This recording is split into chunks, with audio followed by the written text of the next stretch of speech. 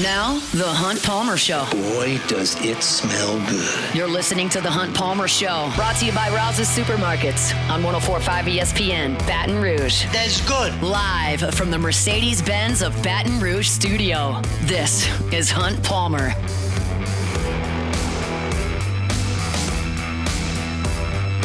Hour 2, Thursday edition of the Hunt Palmer Show. Chris Blair in 15 minutes, talking Saints-Giants. Whew, what a matchup that is, coming up in 30 minutes. Giants are worse than Saints, like across the board. It's been a tough go up there for the G-men. But we'll talk about it 30 minutes from right now. What I wanted to do here at the top of the hour is talk about LSU at defensive tackle. Y'all know after January of 2024, when Mason Smith and Mekhi Wingo and Jordan Jefferson left, all of a sudden you look up and you go, what's left? And you had basically Jacoby and Guillory, who had been a career backup in 4 years, Jalen Lee, who had been a career backup at Florida and LSU in 3 years, and like not much else. So you're able late in the process to flip Dominic McKinley, who signs with you, and you get Ahmad Bro, who really signed as more a defensive end. And you try to go to the portal and you strike out. You don't get Dominic Williams. You're not able to cough up the amount of money needed to win some of these guys that were coming from higher profile situations. So y'all know this story. You end up with Gio Paez, who did not play like a true defensive tackle at Wisconsin. He played some on the edge. He wasn't really a full-time starter. He was just kind of a spot guy for Wisconsin. And you get JVR Suggs from Grand Valley State, who half of his schedule last year was against schools I've never heard of. And so you're looking at this, and you can't help but think, this is a train wreck. Like, I certainly did. I don't know how anyone could have thought otherwise. If you want to really throw your purple and gold glasses on, you could go, oh, well, Guillory's big and strong, and Lee's played for 2 SEC teams, and they signed a 5-star, and McKinley, and look, they got a guy from Washington, and they bring in Sean Washington, who was a 4-star recruit, and he'll come in, and he'll definitely, like, they got enough guys. I was sitting there going, none of these guys have ever played at this level and produced. None. That was how I felt about it. And then I went out to fall camp, and I watched Jacoby and Guillory, and I thought, okay, he's having a pretty good go of it. Like, he looks big and strong. He's winning a lot of one-on-one reps. Like, I think he can hold his own in there and not be a disaster. And I feel like Gio Paez is a Power 4 conference defensive lineman. They just need somebody else to come up and help. Like, I don't think it's going to be great. Maybe Paris Shan can kick down and give you some snaps. Like, but maybe it's okay. And you trust Bo Davis to go ahead and develop that group more so than they had been with an absolute turnstile at defensive line coach. Since Ed Ogeron left, you have cycled through defensive line coaches, some LSU's fault, some not, at a rate that was simply not sustainable and certainly counterproductive to the young players at that position. Like, you just were never getting coached by the same guy for more than 10 months. And so you bring in Bo Davis. Well, here's some stability. And let's, be honest. After Jacoby and Guillory went down, it was reasonable to think, they don't have anything. But they did. They were okay. They held their own. There were read option issues against A&M. Yes. They didn't stop the run against Bama. Yes. It wasn't perfect. They didn't dominate, but they were okay. But now I think you're starting to see them progress toward that unit really being a positive one on the team. I look at Ahmad Bro and Dominic McKinley and say that was a pretty impressive go for a pair of freshmen. Bro played in every game. He started 2. He had just put on 30 pounds and really produced for you. McKinley had 2 sacks in the Oklahoma game and kind of spent the first half of the season ramping up from an injury. And now Jacobian Guillory is coming back for a sixth year. You realize that JVR Suggs gave you a little bit of a burst in the pass rush part of that, and that's a pretty reasonable four-man base for your defensive tackle group. You'll have Guillory at one starter, probably McKinley and Bro at the other, depending on how that shakes out, and Suggs can play on third downs. And you've got Sean Washington, you've got Demarion Johnson, and I understand that those guys are there. They haven't necessarily proven as much, but they're there for some depth. And then you got signatures yesterday from Zion Williams, who's 340 pounds and huge, Brandon Brown, who Bo Davis has recruited for 3 years over two different stops and is a little bit leaner, but is a really quick interior defensive lineman. You got Walter Mathis, who had offers from Clemson and Auburn and Miami and some others. And then you bring in Dylan Battle, who's another 300-pounder from the Dallas area that's got some heavy hands. And I'm confident not all four of those guys are going to help LSU's football program for 4 years.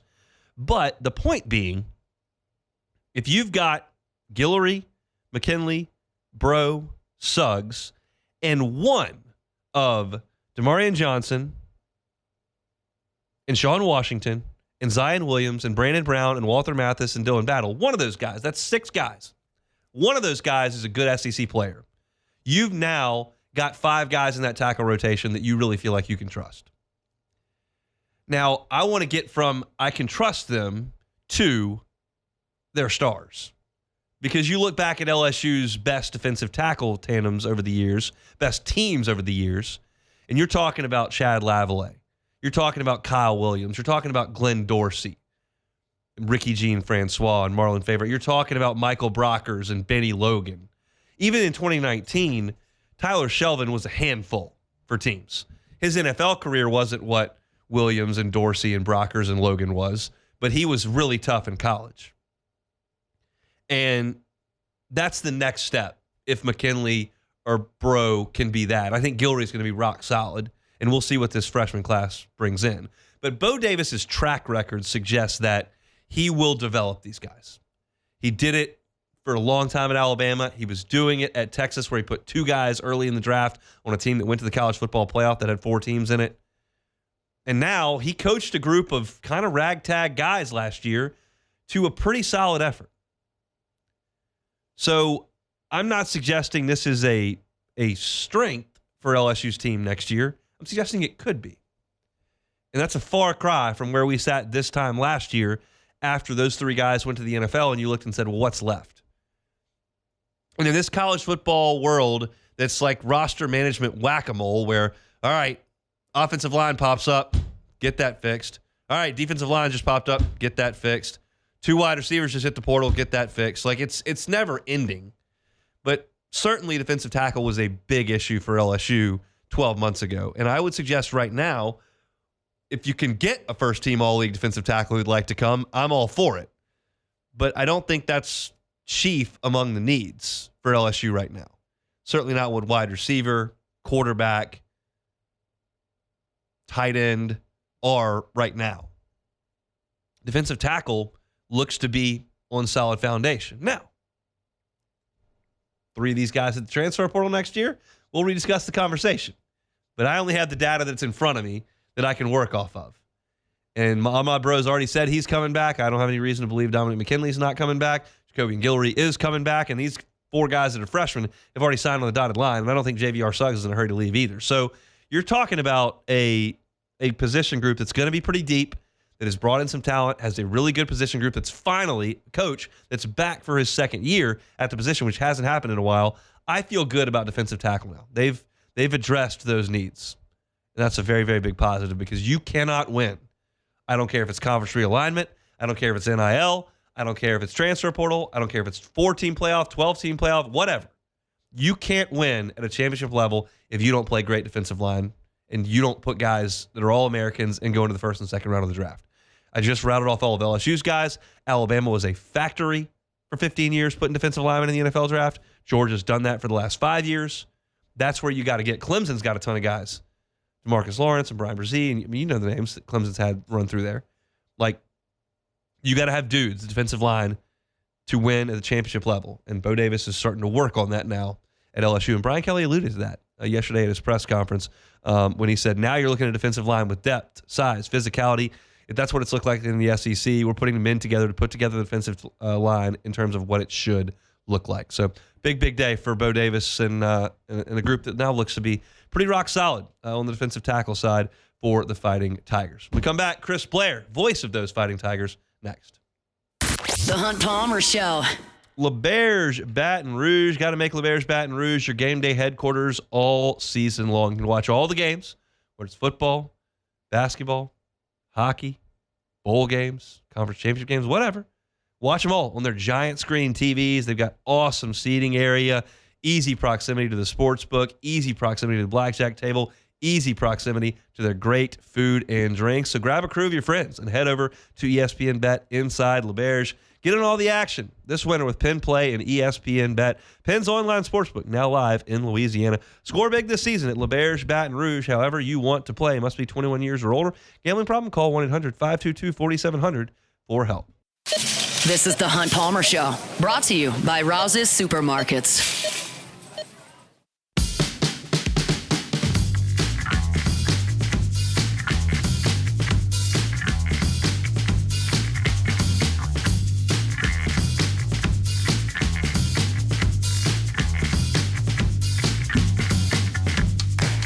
Thursday show is brought to you by Rouse's, official supermarket of the New Orleans Saints. We'll talk Saints Giants coming up here in 15 minutes. But now let's head to the Jim's Firearms Hotline. Chat with the voice of the Tigers, Chris Blair, joins us now. Chris, how are you? I'm good. Coming off a big win the other night, huh? Yeah, I want to talk some hoops, but let's do a little bit of football here first. You had to question how LSU was going to respond to those 3 straight losses. And now we know the dust is settled. They came back and took care of business with 2 home games. That was an impressive effort, I thought, emotionally for that team to respond that way. Yeah, I mean, I think so. I mean, I think Coach Kelly talked about it, even heard some of the players talk about it, that, they love you when you're winning, not so much when you don't. And the only people that are going to change anything about it is nobody on the outside. It has to come from within. And, they went out and did that over the last 2 weeks. I think in some areas maybe played some of their better games, or at least more consistent games against Vanderbilt and certainly against Oklahoma. I thought the defense looked good. Limited offenses in Vanderbilt and Oklahoma, but we knew that was coming. And quite frankly, Florida hadn't been gangbusters on offense, and they did a pretty good job against LSU in that game. So I thought Whit Weeks was probably in the middle of all of that, specifically in that final game. What do you make of his sophomore season? Yeah, I think he was kind of one of the breakout players, certainly defensively. And, I think he'll go in and roll into next season with, probably one of the top prospects in the SEC, certainly on the defensive side of the ball. But, when you talk about the improvement defensively, I mean, I think I'm like everybody else. I've heard you talk about it. When you look at some of the young guys that, were thrust into having to play early year, mid-year, and, you could think we all could agree look like they were getting their first significant snaps, suddenly towards the back end and over the last 2 weeks are starting to really make plays. And obviously Don McKinley kind of leads that list. But, there's a number of guys that are freshmen, redshirt freshmen and sophomore that I thought played well on the defensive side. And to me, that was the issue all along, is that you've got couple of veterans. You lose a couple of veterans due to injury early on, and now you've got a team that's just got to get more experience and get better, not only as individuals, but playing with each other. And so I think that's kind of, the natural cycle of things, which, again, I think brings some optimism moving into next season. I know you brought me on to help with pre- and post-game because I'm a genius and I'm never wrong. And I sat here 3 years ago when they hired Brian Kelly, and I said, I can tell you this, they're going to have good tight ends while he's here. They brought Mason Taylor in, and he was pretty good for 3 years. He just announced that he's going to head to the NFL. You got to watch his entire career unfold. What do you think about Mason Taylor? Well, first off, every dog certainly does have its lucky day. But secondly, yeah, it's I'm obviously I think I'm like everybody else, not totally shocked by the announcement today. But I got to admit, there was part of me that thought, man, in some crazy world, wouldn't it be great to have him back for one more season? But I think the impact that he had, not only as a player over the last 3 years, but I think what we'll probably be saying next year, maybe even the year after that, is the impact he had on the way the tight end is not only utilized, but how it's seen here at LSU. And, obviously Coach Kelly and Coach Sloan and the offensive coaches believe in it because he's been one of the top targets, not only this year but in years past. And he's got some pretty good ones behind him. So I think he really has kind of set the level, set the bar now for tight ends at LSU and what they can be used for. And I got to believe if you're a tight end somewhere that can catch the ball, hopefully block a little bit, and you're in high school, LSU's a place where you go, hey, I can go there and become a star. Signed a pretty good one yesterday, and J.D. LaFleur, whose dad was quite the player here in Baton Rouge. All right, let's shift over to some basketball. Big win, as you mentioned, on Tuesday night, and the Tigers sit here at 7-1 and have certainly positioned themselves much better this year pre-conference than they did last year, and I thought that was really important because I'm sure you were watching too. The SEC handled the ACC over the last 2 nights. It's going to be a bear once January rolls around. Yeah, it really looks like the worm has turned. I mean, for years, it was always, the ACC is the cream basketball conference of the country, and the numbers don't bear that out. And, that's not by accident, Hunt. You probably have talked about it. The SEC, credit Greg Sankey and his crew about 8 years ago said, guys, we're losing ground from a very tradition-rich conference when it comes to the sport of basketball. And suddenly you saw teams and schools go out and start spending money on facilities and upgrading facilities. And when you look at the coaching staffs that have been assembled in the SEC, I mean, just name it. I mean, there's the household names of college basketball coaching right now are coaching in the SEC. And no surprise that 14-2, the final tally, through the SEC ACC challenge. But for LSU specifically, it's huge. And that was one of the big goals. I mean, obviously the goal is to compete for an SEC title. It's to compete to get into the NCAA tournament. But prior to those, Coach McMahon's goal was we got to improve November and December because truth be told, a year ago with our conference record, we probably get dancing. Yeah. So, kudos to those guys. They've defended the home floor extremely well. They played great against Florida State for 40 minutes, even when the shots weren't going. And I know I sound like a broken record, but for me, that's what has impressed me the most about what Matt's been able to do with this team is even early on in the first half. And yes, we want to improve, how we come out in the first half and how we score the basketball. But the fact that these guys are still playing the type of defense that they're playing when their shots aren't going in. And you've heard coaches for years say, when you're coming up playing the game of basketball, when you go out in the backyard and practice, you're not practicing defense. You're practicing shooting, three-pointers, free throws, whatever, layups, dunks. But you got to want to play defense. And I just like the fact that these guys do. And I think as the game wore on, LSU got their shot to fall, hit a couple of clutch threes, got a couple of extra transition buckets. But they smothered Florida State, and the fact that Florida State couldn't hit threes for most of the game is why they lost by 10. I wrote this, and I've said it. Matt McMahon was just beaming about Jalen Reed all of September and the work he had put in and what his junior season was going to look like. Unfortunately, we got the news yesterday that's not going to continue. He tore his ACL early in the ballgame on Tuesday. First, about Jalen, you spent some time around him now for 2 years. How disappointing that's going to be, and then I'll ask you about what LSU does in the front court after that. But first, with Jalen Reed. Yeah, I mean, it is tough. I mean, I remember Jalen as a freshman, and it just seems like there were times that freshman season he was frustrated that he wanted to be able to do more and just wasn't able to do more, and the production wasn't consistent.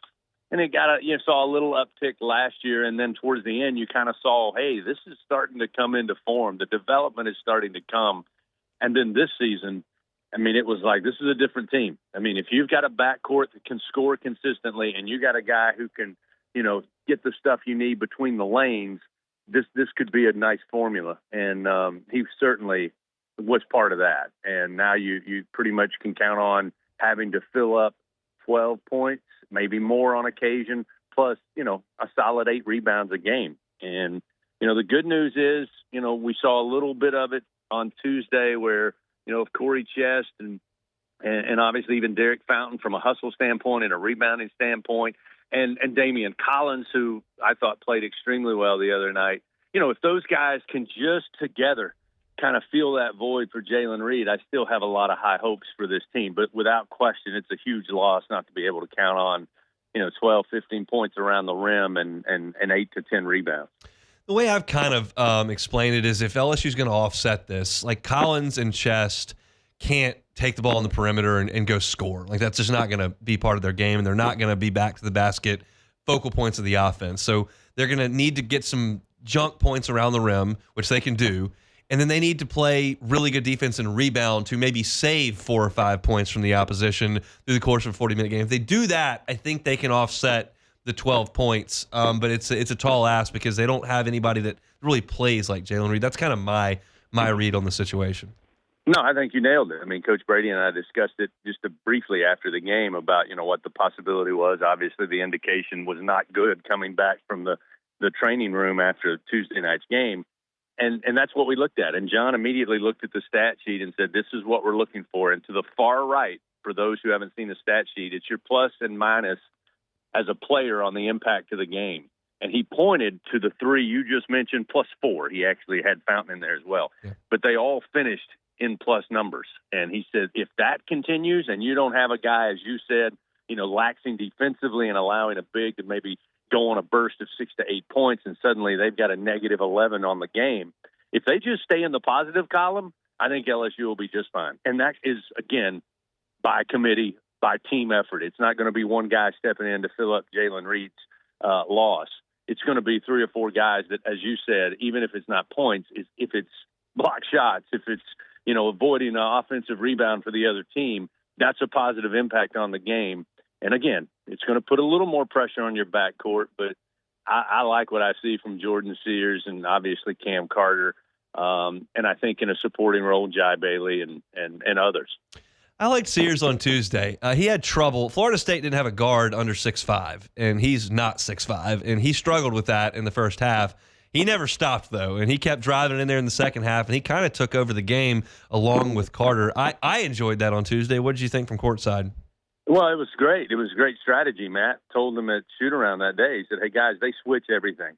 So trust me, yes, they're the second tallest team in the country, but occasionally one of the bigs is going to be on you, and they don't have the footwork. And I thought in the second half, LSU was a lot more selective when Florida State switched. And instead of Watkins being on Sears, maybe it was Dang or Bo Bowen, and he was able to then break him down the dribble. As John Brady says all the time, and I hear it, and it's so true. When it's little on big, little's got to drive. And, again, some of those guys that were out on the perimeter for Florida State certainly had him outsized. But all you had to do is get a couple of ball reversals, couple of passes, get a high ball screen. Suddenly they're switching everything. You're going to get one of those mismatches. And I think Jordan did a much better job in the second half taking advantage of that. All right, football season's regular season in the rearview mirror. No more Brian Kelly shows every single Thursday. So what's coming up on the network? I know basketball, Matt McMahon show, coming up here in short order. Yeah, well, we got the big one tonight. Patrick Wright, Shaida Williams going to have the Cardinals, Stanford, and LSU and their SEC-ACC challenge. So that's tonight. Then we'll have some basketball coming up on Sunday. And then the Matt McMahon show will get us started. Now that they moved conference play to January, Matt's first show at TJ Ribs will be on December 30th at 7 o'clock. So looking forward to that. And then we'll find out here in a few days where we're going bowling, and we'll be ready for that. Looking forward to it. Thanks, Chris. We'll talk next week. You got it. He's Chris Blair, voice of the Tigers, LSU, and Florida Gulf Coast, Sunday at 2 p.m. Inside sources tell me Myers Palmer could make his first appearance at the PMAC on Sunday. We'll see. Can't confirm or deny. We're going to have to check a second Big source news here. Going to have to check a second source, but it could happen. We drive down Nicholson every day, and he points out the baseball stadium and the football stadium and the basketball stadium. I think it might be only one half, might be available for a half, not a 40-minute guy. That might be a guy you can lean on that much, not in condition, quite we should say. But could be 20 minutes of Myers Palmer in the PMAC on Tuesday. We'll get some confirmation on that. Check with some inside sources there. All right, when we come back, Saints and Giants on Palmer Show. The Hunt Palmer Show. Genesis of Baton Rouge. Every car on the lot is online at genesisofbatonrouge.com. How does 3 years of complimentary maintenance sound? Pretty good? How does 3 years of complimentary valet maintenance sound? Even better. Nobody really loves to sit on the service aisle and wait for your car. Now, if you're going to do it somewhere, it's going to be Genesis of Baton Rouge because it's a phenomenal facility, great ambiance. The amenities are awesome with this coffee machine that can make your coffee any which way. Snacks are available. It's quiet. The Wi-Fi is great. You can sit there and enjoy yourself and actually get some work done. But if you don't really want to do that and you don't have time to leave the office or have the kids with you and want to go be productive, they'll come get your car. Like, they will come to your house. They will come to your office. They will bring it to the dealership. They will handle your maintenance, and they'll bring it right back to you. And all the while, they will leave you with a Genesis to make sure that you can get around while the car is being made. So that's just part of the experience of being a Genesis driver. If you're looking for a luxury vehicle, look no further than Genesis of Baton Rouge. They're on airline at PQ. You can start your buying process online at genesisofbatonrouge.com. It's Genesis of Baton Rouge, genesisofbatonrouge.com. You're listening to The Hunt Palmer Show, brought to you by Rouse's Supermarkets.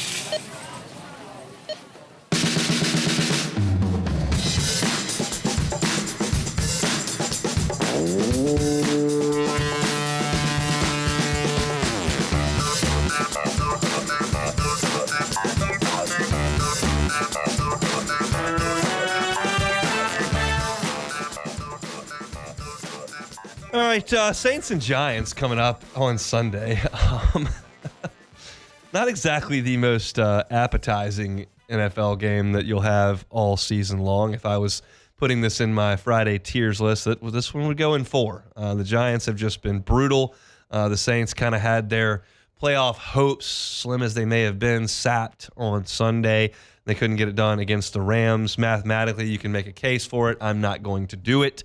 But I will talk about this game because the Saints are going to play a football game on Sunday, and we'll talk about it. But I want to start with the Giants just so you as Saints fans know what you're getting into here. The Giants have lost 7 straight games. Their quarterback was demoted to 4th string and then said, "Please cut me." So they did. And then their backup quarterback got hurt right before he was supposed to play in Dallas. That's, of course, Tommy Cutlets. And they went to Drew Lock, and things weren't great. So on Thanksgiving, they lose the game. So now you come back, and they've had 10 days off, and you got Giants and Saints. Now, the Saints have been decent on defense the last month. They've held their last 4 opponents to under 24 points. That's decent. They hadn't been dominating and smothering. They hadn't held teams to 8, but they've held them under 24. The Giants haven't scored 24 points since October the 6th. That's 2 months. So I would imagine the Saints should be able to keep the Giants under 24 points. I mentioned Drew Lock is going to start. He's had 10 days to prep. He did not back for that game against the Cowboys. But it's not like he's got a lot to work with here, okay? Both of his initial starting tackles may be out of this game. That helps the Saints pass rush that hasn't been great. But you may not need a great pass rush because the Giants offensively in the passing game don't really do a lot, and it doesn't have a ton to do with the fact that they don't protect the passer. It has a ton to do with the fact that their quarterback play has been atrocious, and outside of Malik Neighbors, there's not really anybody to get the ball to that you feel super awesome about. Now, these are jarring statistics, so I want to prep you for that. But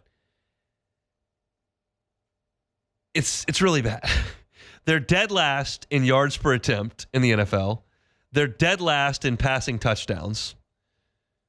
They're the only team in the NFL without a 45-yard pass on the season. They're dead last in yards per catch. They're second to last in passing yards total, and no one on their team has 4 receiving touchdowns for the year. I remind you that Marquez Valdez-Scantling has 4 receiving touchdowns for the Saints. He showed up like a half an hour ago. So this is real bad stuff for the Giants passing game. Not like, well, it's a little inconsistent. Not like, it hasn't been great every single week. It's the worst in the league by a wide margin. They don't complete a lot of passes. They don't create explosives. They don't have consistency in who's throwing the passes. Their offensive line is hurt. Like, they can't do anything in the passing game.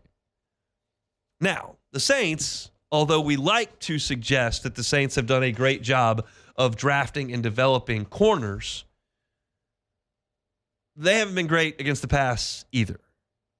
They're 29th in the NFL in pass defense, and we know the run defense has struggled at times this year. But I still can't imagine that Drew Lock is going to get back there and go to work on a Saints secondary. Like, that just doesn't appear to be very likely.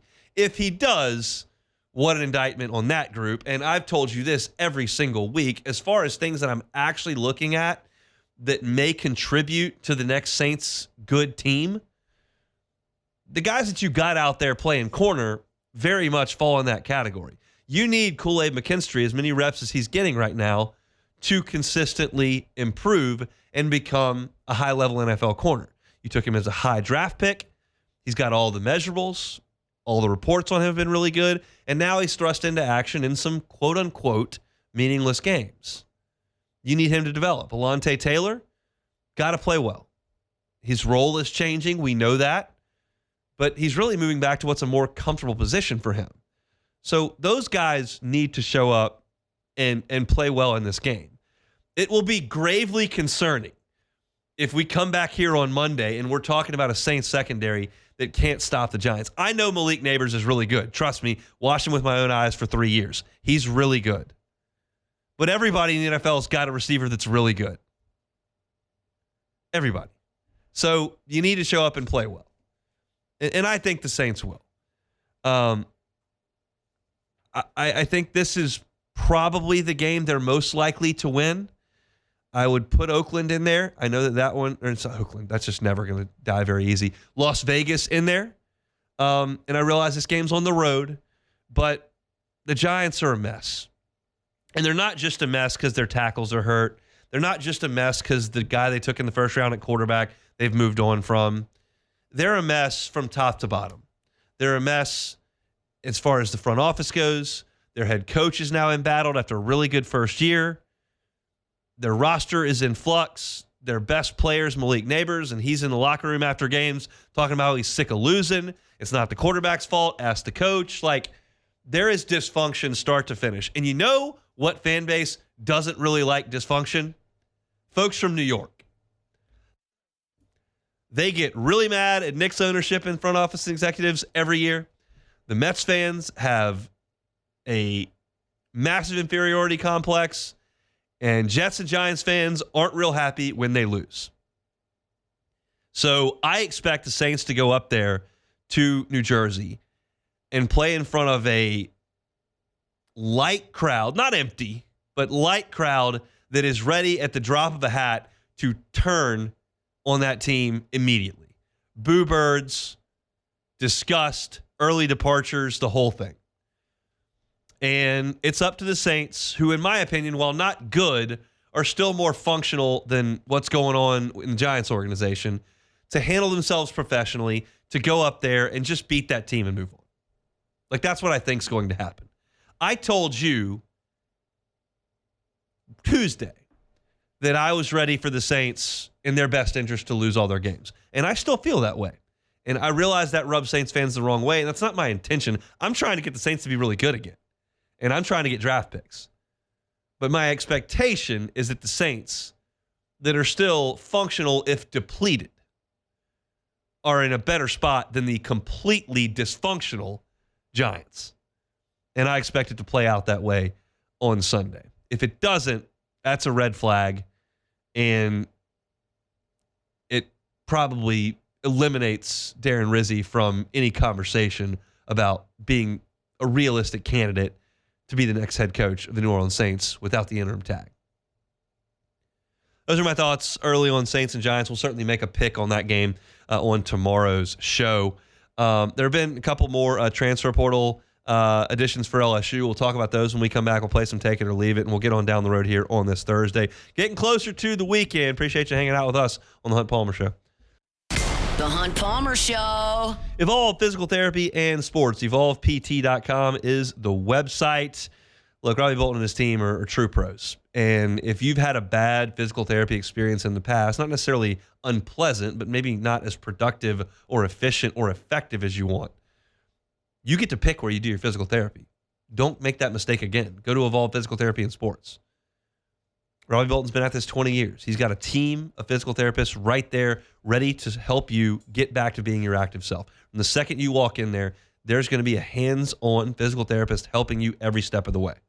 They've got state-of-the-art technology, first-class facility, and they've got a great team of people, and they'll help you get back to being your active self. Doesn't matter if you're a youth athlete, if you are in your 60s trying to get back on the golf course, If you just graduated from college and you're trying to stick with playing hoops 2 times a week, but you got an injury and can't get back out there, they'll help you at Evolve Physical Therapy and Sports. They're online at evolvept.com. You can stop by. They're on Starring near Highland Road. It's Robbie Bolton and his team at Evolve Physical Therapy and Sports, evolvept.com. This is the Hunt Palmer Show, brought to you by Rouse's Supermarkets.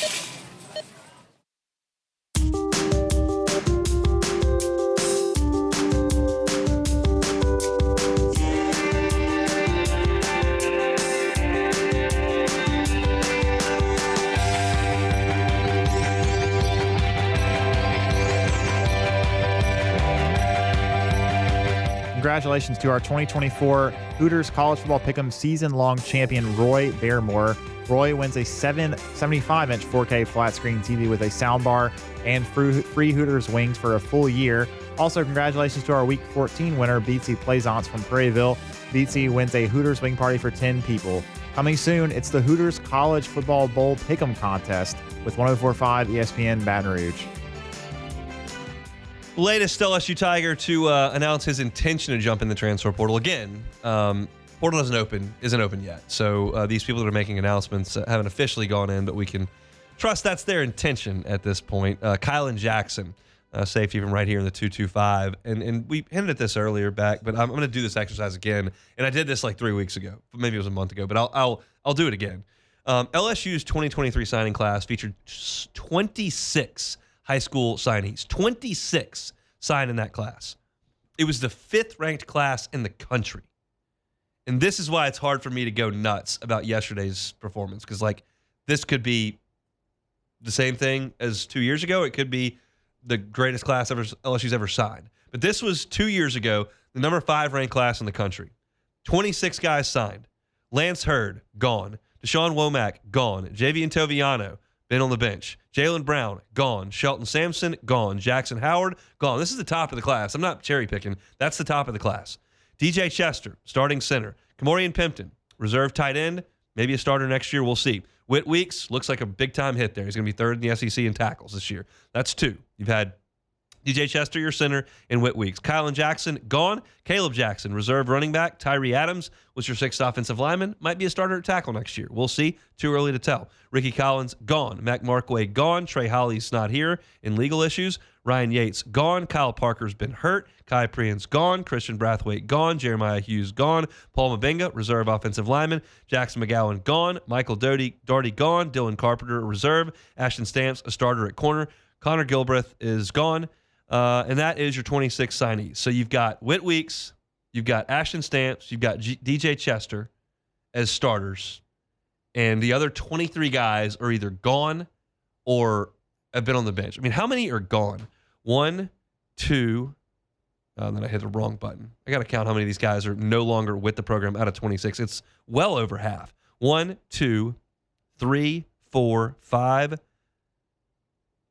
6, 7, 8, 9. It's 12 or 13. 10, 11, 12, 13, 14, 15, and Holly. So 15, basically 16 are not with you right now of the 26. That is, that's the nature of the beast. But that year, as I've talked about, in the transfer portal, you brought in Aaron Anderson. You brought in Braden Swinson. You brought in Ovia Gofu. You brought in Omar Spates. You brought in Logan Diggs, who led you in rushing. You brought in Paris Shand. You brought in Jordan Jefferson. You brought in Zy Alexander. You brought in Andre Sam. So your portal class helped a lot. But the guys you brought in that class, as highly rated as it was, it's just not helped almost at all. And that is, I'm not sure what to attribute that to. And I'm sure it's just a combination of everything. Combination of poor evaluation, combination of guys not being patient with guys in front of them, combination of recruiting a little bit too nationally, combination of not wanting to pay money to. I'm not. There's probably a lot of factors at bay, but you look at that. It is that's not after year 1. That's after year 2, where your best players should be really, really strong contributors at the end of their second year. And you just did not see that on this team. Now, I still have hope for Javian Toviano. I have hope for DJ Chester. I have hope for Kalen Jackson. I certainly have hope for Tyree Adams. Kyle Parker looked to be a pretty solid player, but he got hurt. Paul Mabenga really improved over the last month of the season. So it may end up that you've got 4 all-conference guys off this team when it's all said and done. But the sheer numbers of exits on this team from that class are just a little bit jarring to this point, and that's just the era of college football. So you look at LSU's class from yesterday, and you wonder, like, how many of those guys are going to be impactful and how many guys are just going to move on or just bust. And I talked about it yesterday, and I think this analogy still rings true. Like, this is the Major League Baseball draft part of college football organizations. You just bring in a bunch of young players. You realize that you hope some hit quickly. You realize that some may take some time to develop, and a lot of the guys that you take in this quote-unquote draft, which is recruiting, are not going to work out. But you can supplement those with your free agency, which is the transfer portal. I think it's a very, very apt comparison, and this is kind of points in that direction where you look at a group of guys that you brought in that you had really, really high hopes for. If I'd have told you on that day that Lance Hurd, Deshaun Womack, Jalen Brown, Shelton Sampson, and Jackson Howard, who were the highest-ranked players in that class outside of Toviano, just wouldn't help at all, you would have thought I was nuts. But here we are, and they didn't really help at all. All right, Vec, we got to take it or leave it today? We do. Sweet. All righty, first one here, BYU quarterback Jake Retzlaff, who's become pretty well known in college football circles for not only his play, but also the fact that he's Jewish, playing at BYU. He has signed what might be the best NIL deal of all time. All right. Retzlaff and kosher food company Manischewitz have announced their partnership just prior to the start of Hanukkah. Take it or leave it. I will take it. That's awesome. I'll take it. I'm still going to go with the Coldest Crawford with the air conditioning company in Lincoln. Yeah. That's very good. Are there any others that we can immediately come to offhand that were like name-based? The mayonnaise one wasn't that Will Levis? Yeah, Will Levis. The mayonnaise one. That was because he said he put it in his coffee. I'm looking at kind of name stuff. I'm not. Although that's not a name thing. It's a faith thing. So yeah.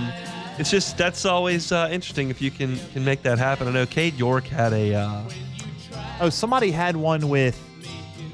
Not Cheez-Its, or there was one that was a name, I think, too. Can't think of what it was, though. But yeah, I'm going to take that all day. I think that's awesome, and I think that's going to get the headlines, and that's really what this is intended for. Yeah. It's when you grab some acclaim, and there is return on investment for that. Yeah, that they will get name brand recognition they would have never gotten for that.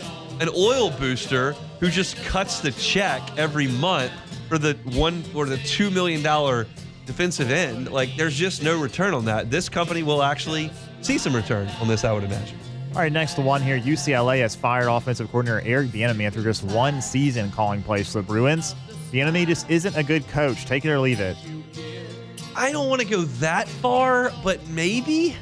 Now, the agent for Eric Bieniemy did cover this up and said always the intention, while the Commanders were still paying Eric Bieniemy, he didn't want to just sit out, so he was going to come help their new head coach, who he considers a little brother, is what the tweet said, and he was going to come help for a year and then go back to the NFL. Okay, then why did they say why was it that UCLA has dismissed him? That's not. Look, we'll see if he immediately gets another job. Yeah, we'll see if the NFL is just really anxious to bring him in, because look. We all know how big an influence Andy Reid is. We all know how good Patrick Mahomes is. And we all know that all of his other stops have not been good. So I don't want to just absolutely dismiss the guy's entire career, because I don't know enough about calling plays and what his situation was at each individual spot. But we did research, because I wrote a story about this on LouisianaSports.net on UCLA Week, because he's from New Orleans originally. And the statistics aren't very good. His offenses have not been good when he's not had Andy Reid over his right shoulder and Patrick Mahomes with the football. All right, last one real quick. Former Patriots coach Bill Belichick has reportedly interviewed for the North Carolina coaching job. Bill to college football. Take it or leave it. I forgot what you said. I was reading a tweet. What was it? What happened? There was something about nothing happened. I got wow. I saw Nussmeier's name on a email, and I went, did he leave? He didn't. Wow. He's a finalist for an award, and that stole my attention. Okay, Bill Belichick interviewed for the North Carolina job. Take it or leave it. Oh, God, leave that. There's no freaking chance. They just had an old guy who couldn't win. Now they're going to get an old guy who has no interest in ever recruiting ever. No chance. I mean, that is... I would bet every nickel to my name that Bill Belichick, there's not very many nickels, but that he is not going to be the head coach of North Carolina. That would be pretty shocking. Oh, my God. All right, that's it. Garrett Nussmeier not leaving at the moment. He's in finals for some award. So it kind of got me panicked there for a second. We'll see. Keep you updated on Transfer Portal Tracker at LouisianaSports.net. Musso's coming up next. The Hunt Palmer Show. Boudreaux's Electrical Services. Give yourself the peace of mind to know the power is not going to go out at your home or your business. I always tell you about homeowners and how important it is to have that Generac home standby generator. And it is. But there are also instances where businesses very much need that generator to pop on. We lose power here at Guarantee all the time because, newsflash, Guarantee is in South Louisiana where we have power outages. But we've got that generator. It pops back on. We can get right back on the air. You can get right back to work at your business if you've got that Generac home standby generator. And all these generators that they sell at Boudreaux's Electrical come with a 7 to 10 year warranty. And all these generators can be monitored remotely and serviced quickly by their team of more than 10 technicians if there's a technical issue. Don't let the lights go out. Get a Generac home standby generator from the folks at Boudreaux's Electrical. Give them a call at 985-397-1562 or 225-300-9389. Or do the easy thing and check them out at boudreauxelectrical.com. That's boudreauxelectrical.com.